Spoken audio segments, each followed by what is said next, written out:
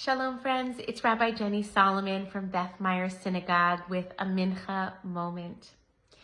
This week we are on the cusp of celebrating Rosh, Hodesh, Adar, the new moon, the new month of Adar, which will take place on Friday of this week and into Shabbat. According to Jewish tradition, Rosh Hodesh Adar is the most joyful time of year.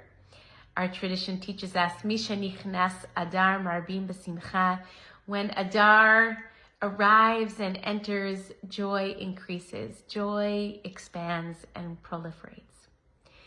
And I can't help but feel incredibly struck that in this season in which our tradition dictates joy, so many of us feel heartbroken, certainly as a collective of Am Yisrael, the people of Israel, and the challenges that our people are experiencing right now. And even beyond that, in this country, globally, and of course, goes without saying, in the circumstances of our own individual lives. So how do we call forth joy when the world and our own lives might have us feel so many other things that are not joyful?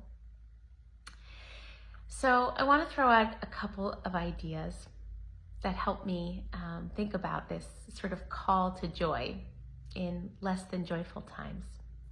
The first is that we are not the first among our people to welcome in the month of Adar in extraordinarily difficult and dark days. In fact, I would venture to say that there have been even darker chapters in Jewish history, and still we have moved through the rhythms of Jewish life and attempted always to honor them as we can.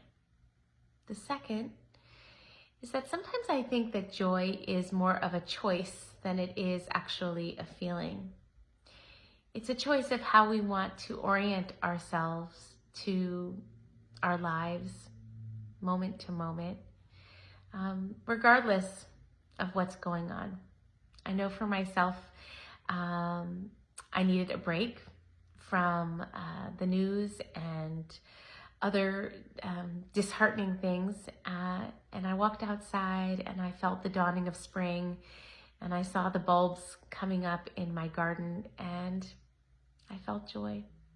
I chose to step out into the world and look for it. Which brings me to my third point. I think we can sort of put on glasses, so to speak, that help us seek out joy wherever we can. And that's not a denial of all the things that are challenging or that we wish were otherwise, but to look and see if we can find joy even in small moments, eating something delicious, connecting with somebody dear to us, being in nature, all of the things that spark joy for me.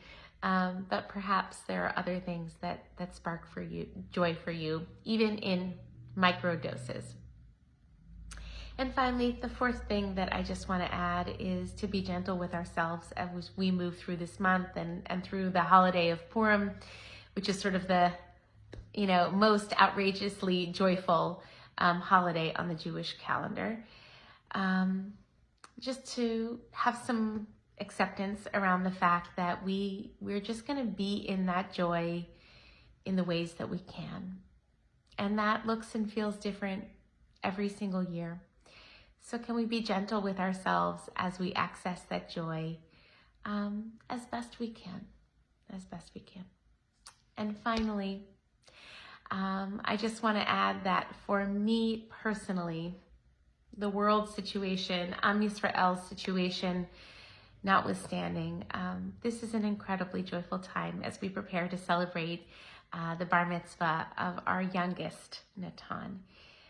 So much gratitude to everyone who is in the kitchen and hustling and sending their regards and coming to be with us for this weekend to just basically have a total joy fest and celebrate life and celebrate community and friendship and family and this beautiful tradition that we are fortunate enough to be a part of and to pass on to our children. All of it. These are the most precious moments, and we are so, so, so joyful to be alive, to experience this, and to experience it with all of you from near and far. So my intention, my kavanah for myself is really to, as our rabbis teach, to continue to make a heart of many rooms. A part of my heart can't help but feel the heartbreak of this moment. But there's another room that can't help but feel the joy of this moment for our family.